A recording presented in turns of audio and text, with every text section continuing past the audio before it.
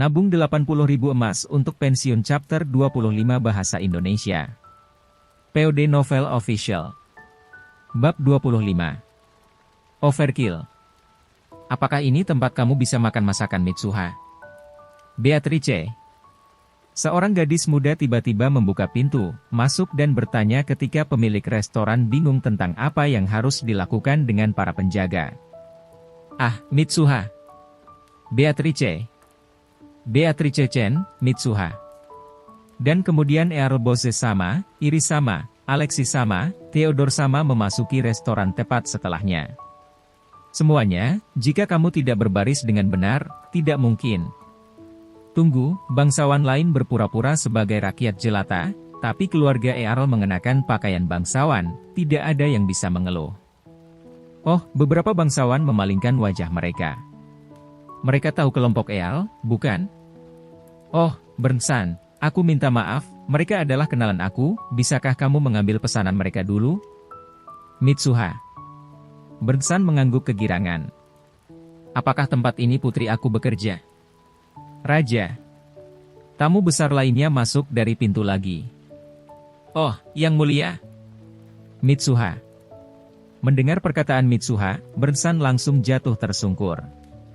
Apakah lengan kanannya baik-baik saja? Absurd? Tidak. Sudah kubilang, hanya ada 4 pelanggan yang melayani orang, Stella-san, Grid-san, Ilse-san, dan satu lagi. Nah, apakah menurut kamu Sabine bisa bertahan tidak bermain selama berhari-hari? Dia datang setiap hari ke toko ini. Karena aku sibuk dan dia membantuku membawakan piring. Dia sepertinya menikmatinya juga. Duduk di kursi tamu favorit, berbicara, membagi makanan. Aku senang bahwa pelanggan juga senang. Ya, tidak ada pria yang tidak suka dipanggil Oji-sama oleh gadis secantik itu. Seperti yang diharapkan dari wajah. Wanita itu tentang wajah. Tetapi setelah berbicara dengan Sabine, orang yang seperti bangsawan membuat catatan tentang sesuatu, tapi apa itu? Aku agak takut bertanya. Dan seperti yang diharapkan, dia adalah penjaga. Berbeda dengan pengawal kerajaan, satpam kota yang menjaga keamanan publik kebanyakan adalah rakyat jelata, posisinya rendah dan tingkat keahlian mereka juga rendah. Tapi sepertinya dia telah memberitahu pengawal kerajaan dan raja tentang keberadaan Sabine. Penjaga kerajaan tua yang mengagumkan juga datang bersama raja dan Perdana Menteri kali ini. Perdana Menteri mengangguk. Aku berharap ini akan membuat karirnya maju. Ah, benar juga. Penjaga-san, Bernsan diserang. Ya, mungkin itu hanya bandit acak, tapi bisakah kamu memeriksanya? Mitsuha. Mengatakan itu, aku akan mengalihkan pandangan aku dari penjaga kota ke pemilik restoran yang merasa di lantai. Mendengar perkataan Mitsuha, Raja melihat pemilik restoran, lalu mengalihkan pandangannya ke penjaga dan mengangguk ringan. Ya, segera. Penjaga. Menjawab dengan tegang, penjaga kota San. Ya, dia tidak bisa menolak di sini.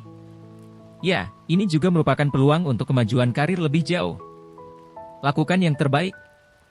2 penjaga membawa pulang pemilik restoran dan mantan asisten koki pulang. Mungkin, mereka pergi ke kantor penjaga, bukan ke rumah. Penjaga kerajaan tua sedang menunggu di luar toko dengan baik, jadi lelaki tua yang mengagumkan itu yang menginstruksikannya. Mantan asisten koki, dia telah melakukan hal-hal yang seharusnya tidak pernah dia lakukan sebagai koki. Terima kasih kepada guru, ikatan dengan teman, kasih sayang untuk junior. Di antara mereka, yang paling penting adalah terima kasih kepada guru, baginya untuk mengkhianati ini, setidaknya tidak mungkin untuk mempekerjakan sebagai juru masak di restoran yang layak atau tempat tinggal keluarga bangsawan di Capital. Jaringan antar juru masak sangat bagus. Ya, setidaknya orang-orang ini tidak akan pernah memiliki kesempatan untuk meletakkan tangan mereka di pavilion surga lagi. Sebuah restoran yang disukai bangsawan, raja juga berkunjung dan sang putri sedang melayani. Hei! Di mana itu, toko seperti itu? Ini, di sini, bukan? Tidak, aku tidak punya rencana untuk ini. Itu benar, tolong percayalah. Tapi bukankah itu berlebihan?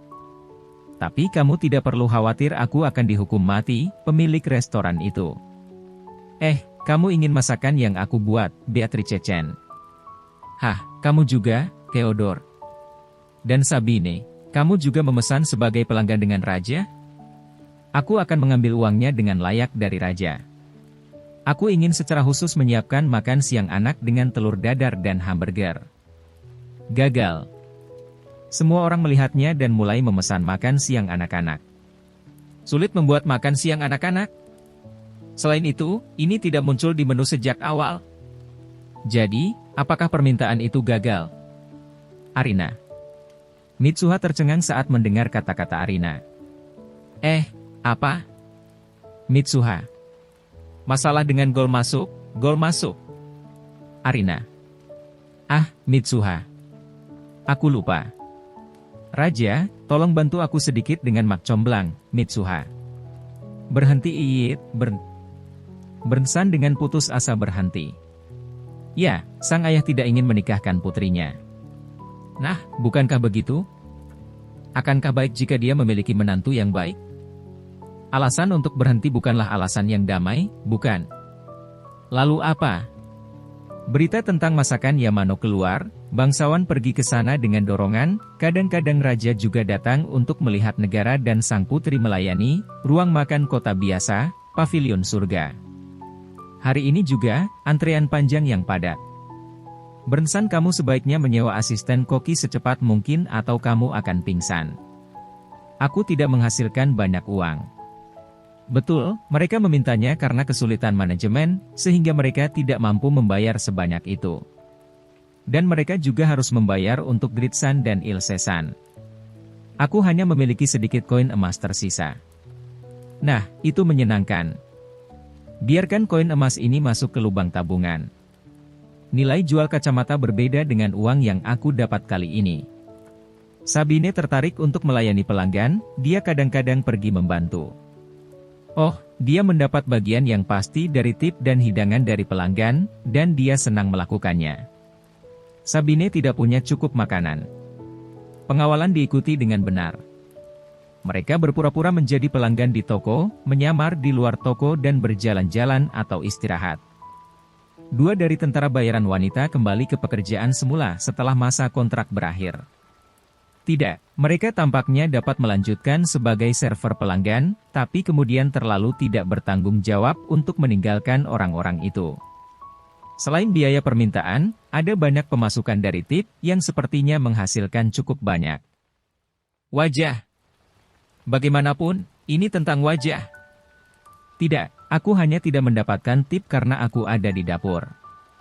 Ya, pasti itu. Jadi, kamu tidak dapat menemukan apapun? Raja. Ya, itu benar, PM. Ini adalah istana kerajaan, kantor raja.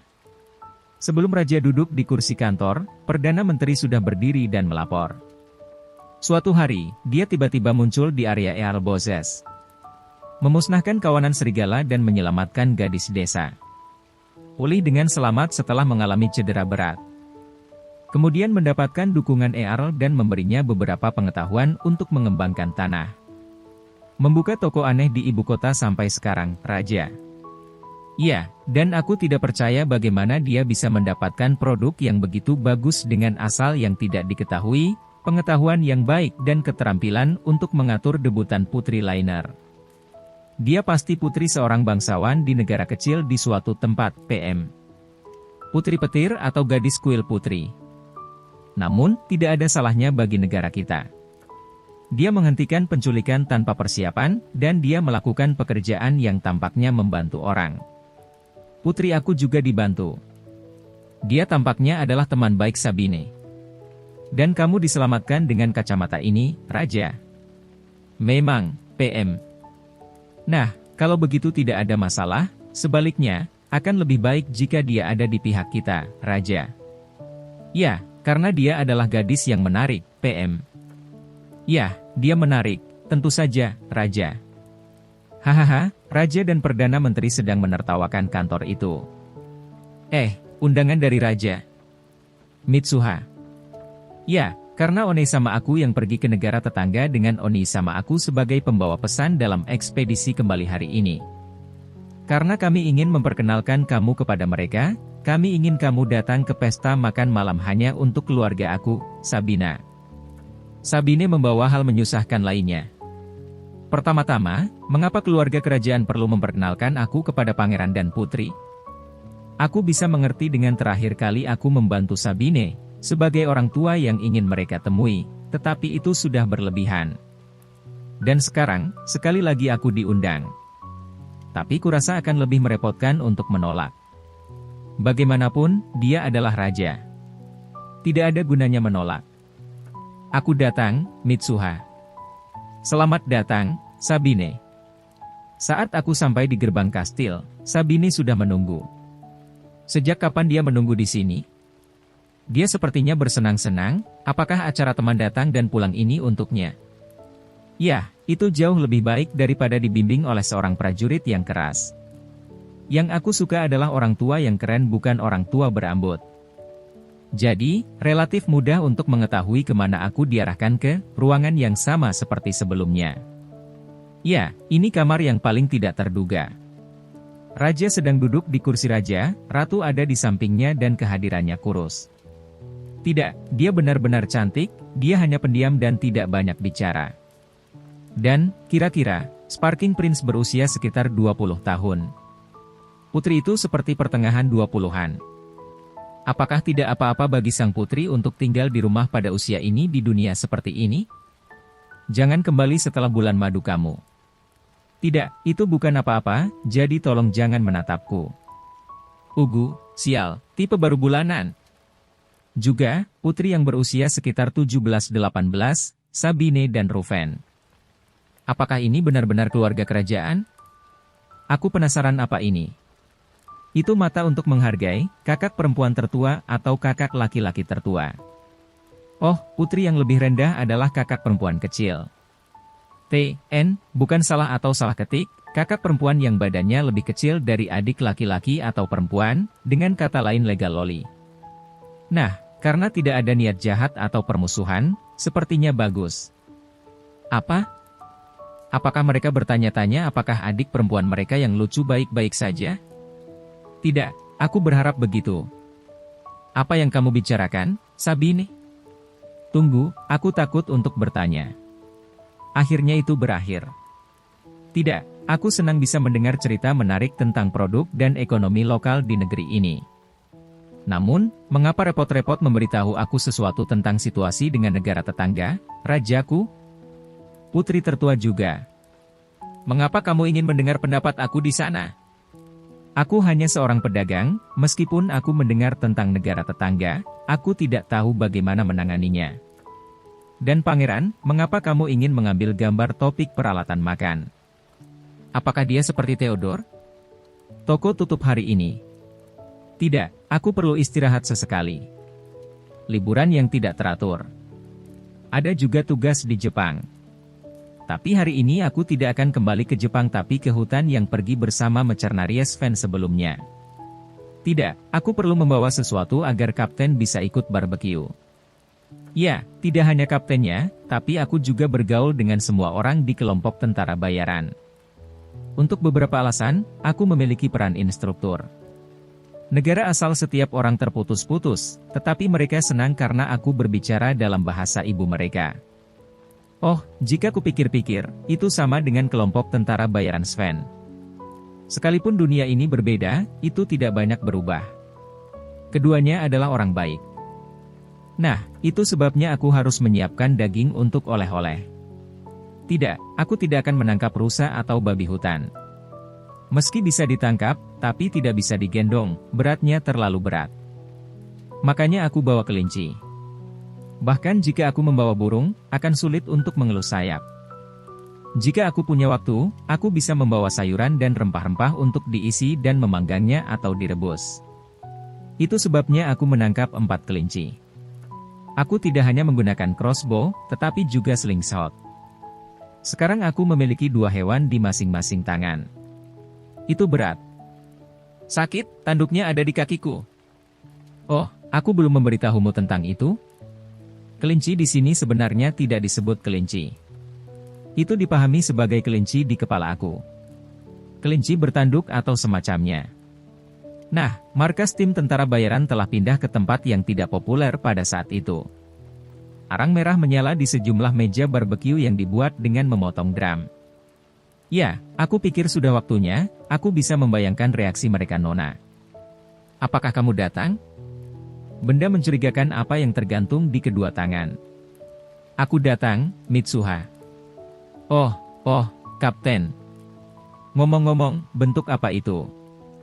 Hobbit macam apa itu, seperti pakaian lucu? Hobbit dalam katakana. 93R dan revolver di kedua pinggul, belati dan pisau. Tembakan selempang di pinggang belakang, pistol busur di punggung. Seorang gadis cantik berusia 11-12 tahun dengan wajah kecil dan rambut hitam halus. Seorang elf datang entah dari mana. Oh, ngomong-ngomong, kamu membayar pertama kali dalam mata uang Jepang, Nona muda. Orang Jepang dikatakan memiliki elf untuk hotel dan pebisnis. Mereka dikatakan kecil, sopan, selalu terbang dan berkembang dimanapun mereka berada. Namun ketika mereka mendapatkan sesuatu yang menjijikkan, mereka tidak akan langsung menghilang atau mengatakan keluhan apapun. Namun begitu mereka menghilang, keberuntungan tidak akan ada lagi. Dan tempat mereka menghilang, biasanya akan segera runtuh. Dulu, seseorang di Jepang bercerita tentang Zashikiwarashi, tapi aku tidak tahu apa itu. Nah, selama bisnis utama aku menganggur, kamu adalah pelanggan yang cukup baik, pembayarannya bagus dan tidak ada masalah. Kamu orang yang cukup lucu. Itu mengagumkan. Tapi kamu, apa yang kamu katakan? Mengapa kamu bersikeras bahwa itu kelinci? Nah, kelinci tidak bertanduk, bukan? Kami memakannya. Itu adalah pesta yang lezat. Anak-anak muda mengambil foto keberanda mereka. Foto makhluk yang mencurigakan dengan foto seorang wanita muda. Putri Elf, kunjungi barbeque kami dengan beberapa kelinci tanduk yang mencurigakan atau semacamnya. Apakah kamu tidak tahu Privacy Protection Act, atau tidak ada sama sekali? Melihatnya, orang aneh datang. Mengatakan bahwa mereka adalah ulama, menunjukkan kelinci tanduk, dan sebagainya. Kami sudah memakannya sejak lama. Ketika mendengar bahwa sampah dikubur, mereka pergi untuk menggali. Apa itu? Mereka membagikan kartu nama dan pulang. Juga, beberapa idiot yang membuat keributan karena ingin bertemu elf dan berfoto. Nona muda tidak menyukainya. Cepat pulang. Jadi, kecuali aku, hari-hari damai terus berlanjut. Oh, jangan mengibarkan bendera dengan mengatakan tentang hari-hari damai? Apakah begitu?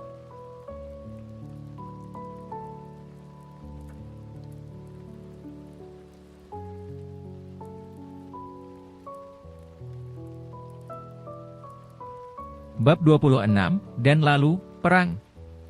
Kami sedang berperang, Raja.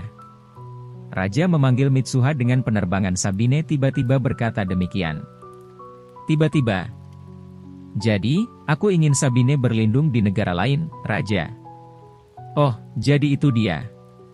Tapi aku menolak. Mitsuha. TN, jika kamu tidak tahu, ini adalah Mim Jojo, Daga Kotowaru. Raja dan Perdana Menteri tercengang. Karena aku akhirnya memiliki toko dengan banyak kerja keras dan pengeluaran uang, itu adalah pilihan terakhir untuk dibuang, Mitsuha. Tidak, ini adalah evakuasi untuk berjaga-jaga. Setelah perang selesai, kamu dapat kembali kapan saja, Raja. Apakah ini evakuasi karena ada kemungkinan kami tidak akan dapat kembali? Raja terdiam. Ngomong-ngomong, aku akan melindungi toko sendiri. Ketika dalam keadaan darurat, toko akan meledak sendiri, Mitsuha. Ledakan diri, apa itu? Raja. Oh, karena tidak ada bom di sini, mereka tidak tahu tentang meledak sendiri? Namun, ini berbeda dari penghancuran diri. Meskipun aku katakan meledak sendiri, aku tidak ingin bunuh diri. Aku hanya perlu memindahkan toko ke zona tak berawak di bumi, sekali lagi memperoleh tanah di salah satu negara lain, berteleportasi lagi, dan seterusnya. Aku bisa melakukannya, transisi seluruh toko. Mudah. Itu menghilang begitu saja dan aku akan membuatnya tampak seperti hancur. Oleh karena itu, tidak apa-apa bagi aku untuk bertahan sampai menit terakhir. Informasi ditransmisikan dengan sangat lambat di dunia ini dan tidak ada gambar. Jadi, jika aku menggunakan nama lain di negara yang jauh, aku tidak perlu khawatir dikejar, mungkin. Setelah beberapa tahun, itu akan lebih aman karena aku akan tumbuh lebih banyak dan usia tidak akan cocok. Maaf, aku tidak akan tumbuh lagi, karena aku sudah berusia 18 tahun. Setelah itu, aku akan kembali. Aku tidak ingin terlibat dalam perang atau semacamnya. Ya, tapi dalam kejadian yang tidak terduga, aku akan membawa Sabine. Aku bisa pergi kemana saja dengan Sabine, yang sangat mudah beradaptasi. Bahkan di negara lain atau di bumi. Aku kembali ke toko dan memikirkan berbagai hal. Pelanggan tidak datang hari ini. Aku kira berita tentang perang sudah menyebar. Ya, mereka tidak bisa merahasiakannya dan itu juga tidak ada artinya. Mereka tidak bisa menyembunyikannya karena memindahkan banyak staf reguler, mengundang milisi, mengumpulkan makanan, dan berbagai perlengkapan amunisi lainnya. Musim sosial telah berakhir dan banyak bangsawan telah kembali ke wilayah itu. Beatrice Chen dan semua orang juga tidak mau kembali dengan Eal.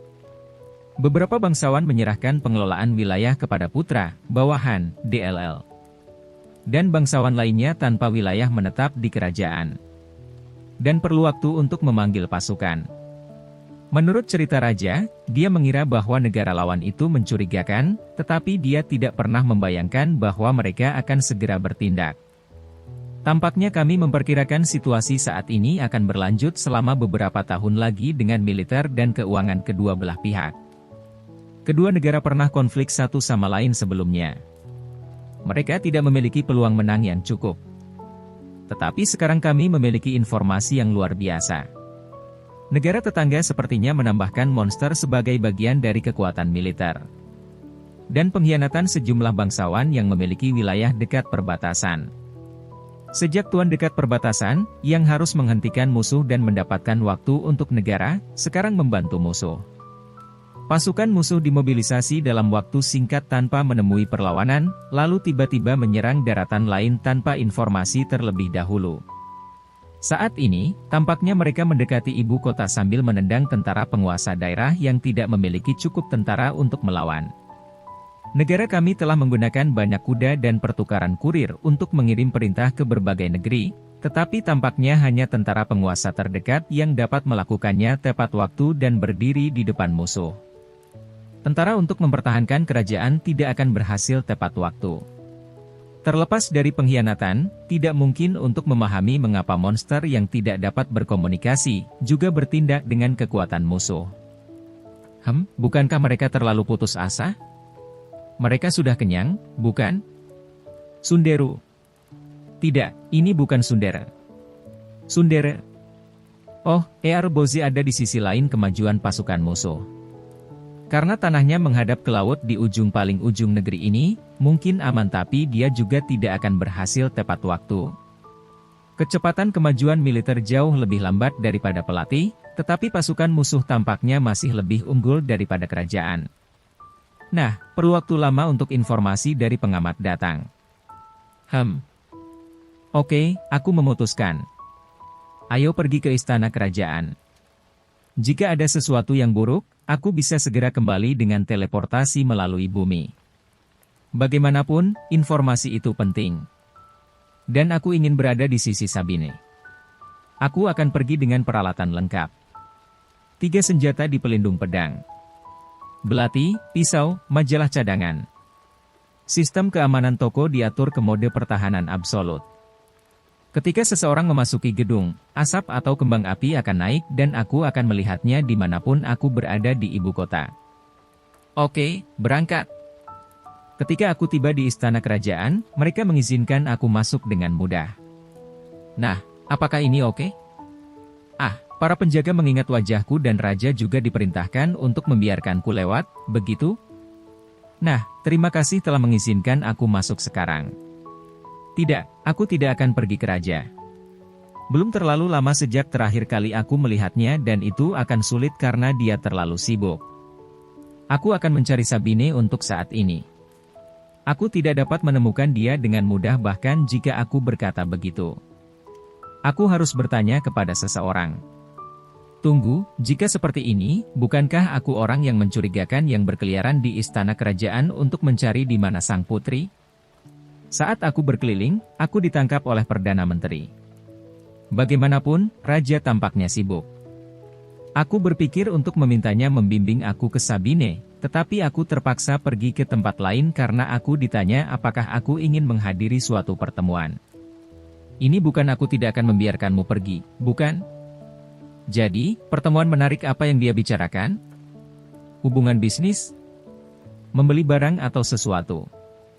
Atau, apakah ini konferensi militer? Ruang pertemuan tempat aku dibawa. Ada 20 orang duduk di kursi sederhana menghadap ke depan. Di sisi depan ada beberapa orang hebat duduk di belakang meja panjang dan menghadap ke arah ini. Kamu menarikku jauh ke depan. Menjadi yang terjauh di belakang tidak masalah.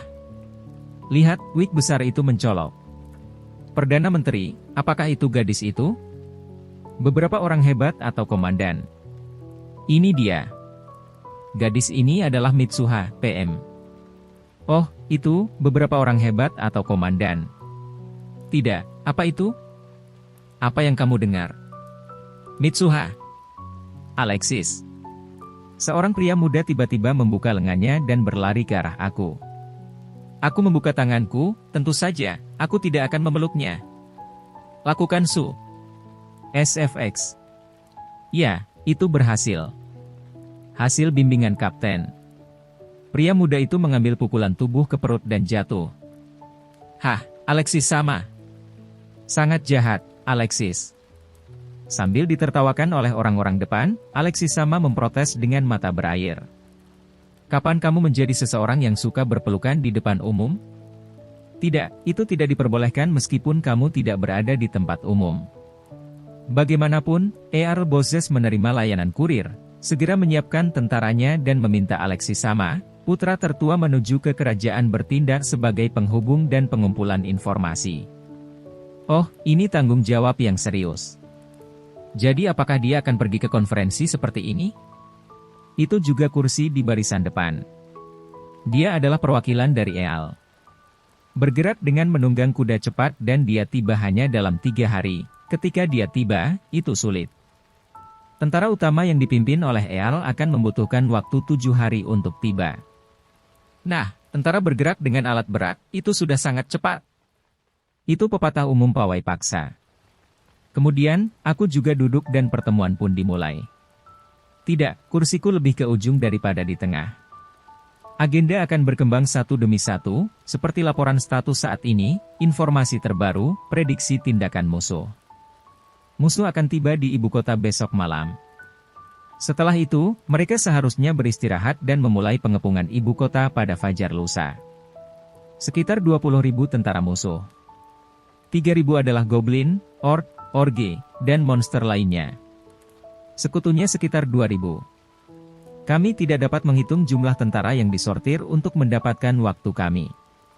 Seperti yang diharapkan, strateginya adalah pertahanan kota. Tentara, penjaga, dan tentara bayaran raja akan melindungi ibu kota sampai pasukan bergegas dari berbagai tempat. Komandan terdepan adalah di tengah orang-orang hebat di depan, Marquis Icebringer. Meskipun dia cukup tua untuk disebut tua, tapi dia adalah salah satu pejuang brutal, pejuang-pejuang. Dari saat dia mewarisi pangkat faksi hingga sekarang, dia memegang pedang besar di garis depan, semua orang menaruh kepercayaan padanya. Dan dikatakan bahwa tidak ada komandan lain yang menganggap mereka cukup baik untuk menjadi pemimpin. Saat menetapkan posisi untuk mencegat perang yang akan datang, seorang prajurit yang terlihat lelah dipandu oleh penjaga dan melewati ruangan. Ia memiliki pedang pendek di pinggang kiri dan mengenakan baju besi. Pesan akan datang. Aku akan melaporkan situasi tentara musuh. Dia menyatakan dengan keras dan kemudian meletakkan tas kulit besar dari bahunya di depannya dan membukanya. Tubuh Mitsuha bergerak tanpa berpikir. Dia bangkit dari kursi dan melompat keluar dari depan Marquis Icebringer. Tubuhnya bertindak bahkan sebelum otak melakukan pemikiran. Pembawa pesan jarak jauh yang aneh dan aneh akan memakai baju besi ringan. Jika itu adalah laporan tertulis maka tidak perlu bagasi tambahan. Matanya yang memerah terlalu lebar karena gugup di depan wig besar. Meskipun kulit tas itu keras, ada sesuatu yang keras. Matanya seperti melihat mangsa. Jika aku menembak itu akan mengenai orang di belakang. Ah bodoh, bahkan jika aku mati. Jika Marquis meninggal, aku harus menghentikan kebingungan. Itu bukan rompi tusuk tapi misah fatal anti peluru Kevlar. Mitsuha berencana untuk mengambil semuanya dengan tubuhnya seperti penjaga permainan bola tangan. Meskipun tubuhnya yang bergerak tanpa berpikir, tapi dia tidak menyesalinya. Mungkin, bahkan jika dia punya waktu untuk berpikir perlahan, hasilnya akan tetap sama. Karena dia adalah Mitsuha, Yamano Mitsuha. Seseorang keluar di depan Mitsuha tepat sebelum anak panah itu meluncurkannya dengan konstruksi khusus yang dapat menembakkan 5 anak panah sekaligus, dengan bentuk yang mirip dengan pistol busur kecil berurutan yang dikeluarkan oleh seorang utusan dari tas. Mengenakan SFX. Mitsuha jatuh terlentang dengan sensasi terbakar dan shock berlari ke bahu kiri. Dan seorang pria muda jatuh di atas tubuhnya. Sebuah peluru panah kecil menusuk di bahu kanan dan perut pemuda itu. Pembunuh itu tahu bahwa peluru panah tidak mencapai target, mengeluarkan pedang pendek dan lari ke Marquis. Ada banyak orang di dalam kastil dan duduk di kursi di ruang konferensi yang sempit. Banyak yang sudah meletakkan tangan di pedang, tetapi tidak ada yang bereaksi cukup cepat. Mitsuha mengeluarkan 93R dengan tangan kanannya dan menunjuk ke depan dengan tangan kiri yang gemetar. Ada sensasi terbakar yang parah di bahu kiri, tetapi dia tidak merasakan sakit baik karena adrenalin atau dopamin yang meluap di otak. Hanya saja lengan kirinya tidak berhenti gemetar. Mitsuha sudah jatuh terlentang di lantai. Pembunuh itu berlari menuju Marquis dengan pedang pendek. Dengan sudut rendah, peluru yang meleset akan mengenai langit-langit. Baiklah. Papapan, papapan, papapan. SFX. 3 tembakan berturut-turut berlangsung 3 kali, dan tubuh pembunuh itu jatuh di punggungnya. Seluruh ruangan hening. Tidak ada yang berbicara, tidak ada yang bergerak. Mitsuha, sebagai kesatria, apakah aku lulus, Alexis? Alexis sama. Mitsuha. Alexis terlalu lemah untuk berbicara. Itu tidak berguna, bukan? Mitsuha. What? Semuanya. Pria di ruangan itu meninggikan suaranya tetapi beberapa tetap mengingatnya. Kamu menyebut itu tidak berguna. Men. Di sini, panah ini mengenai bahu kiriku, bukan? Mitsuha. Alexis. Alexis tampaknya bahkan tidak memiliki cukup kekuatan untuk berbicara. Tapi, aku akan menerima upaya itu. Karena kamu telah gagal dan tidak didiskualifikasi. Ayo lakukan lebih baik lain kali, Mitsuha. Lain kali, Alexis. Ya, lain kali, Mitsuha. Jadi, itu yang dia rencanakan. Pria. Semua orang mengagumi. Namun, para veteran itu tahu. Tidak ada waktu berikutnya. Bahu kanan bisa diobati. Tapi luka perut itu. Bahkan jika tidak apa-apa sekarang, luka di perut itu akan membusuk. Pemuda pemberani itu akan mati sambil menderita dalam beberapa hari. Sangat disesalkan. Pemuda itu memejamkan mata karena kesakitan. Ahaha, Mitsuha. Mitsuha. Mitsuha tiba-tiba tertawa, semua orang tercengang. Terlalu banyak ketakutan dan kesedihan membuatnya gila. Pria. Aku menahan terlalu banyak, Mitsuha. Apa yang dia katakan? Pria. Jangan tergila-gila dengan kemajuan dunia ini, sehingga orang yang serius bisa beristirahat, dan itu berakhir dengan berlebihan. Tapi sekarang, karena aku mulai menahan diri. Hasilnya adalah, ini. Dia sekarat, aku tidak bisa melindungi orang-orang yang dekat dengan aku, ini. Mitsuha. Aku tidak mengerti apa yang kamu bicarakan, apakah kamu menyesal? Pria. Aku berhenti menahan. Aku tidak akan menunjukkan belas kasihan kepada mereka. Mitsuha. Marquis Icebringer. Aku akan kembali pada fajar lusa. Jadi tolong jangan menaruh apapun di halaman dan jangan biarkan orang masuk dari malam besok, Mitsuha. Ah, ya aku tidak keberatan, tapi, apa yang akan kamu lakukan? Icebringer. Untuk pertanyaan Marquis, Mitsuha menjawab. Bersiaplah, pasukan yang tidak ada duanya, dan pada fajar lusa, tentara musuh akan tahu, Mitsuha. Mitsuha tertawa. Arti sebenarnya dari ketakutan, keputusasaan, dan neraka di dunia ini. Saat berikutnya, penampilan Mitsuha menghilang bersama pemuda pemberani. Don, SFX. Bagian ini sepertinya lebih mirip Kapten SPOV daripada Mitsuha SPOV. Pangkalan kelompok tentara bayaran Wolfgang. Basisnya cukup besar karena harga tanah di sekitar daerah ini murah. Di ruangan di ujung lorong gedung 2 lantai, ruang permainan. Kapten itu memegang rokok dan bermain biliar, matanya terbuka lebar dengan isyarat dalam postur tubuhnya. Tiba-tiba seseorang muncul di udara, beberapa puluh sentimeter di atas meja biliar, dan jatuh di atas peron.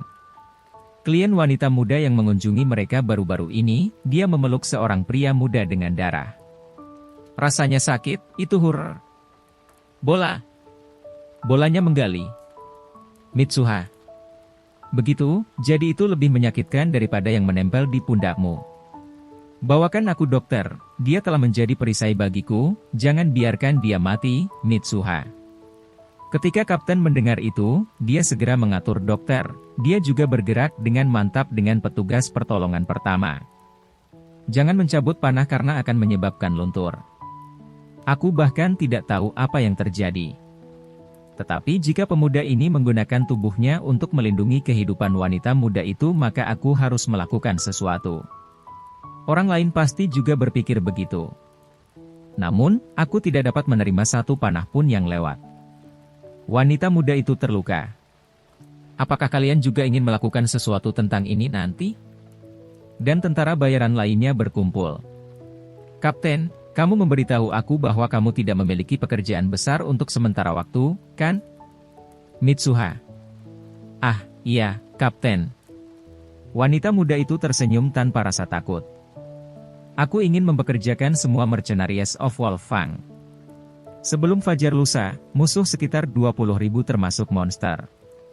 Pembayaran dijamin minimum 40.000 koin emas, dalam beberapa kasus akan ada jumlah tambahan, dapatkah kamu menerimanya? Mitsuha. Gachen. SFX. Seseorang menjatuhkan gelasnya. Pikiran lemah. Bahkan jika kamu mencoba mengeluh bahwa kamu haus, tidak ada apa-apa di tangan kamu. Apa itu? Yang dijatuhkan adalah aku? Dan sebelum itu, nona muda, Kapten. Ya, apa? Mitsuha. Pertama-tama, ayo pergi ke rumah sakit dan berobat, Kapten.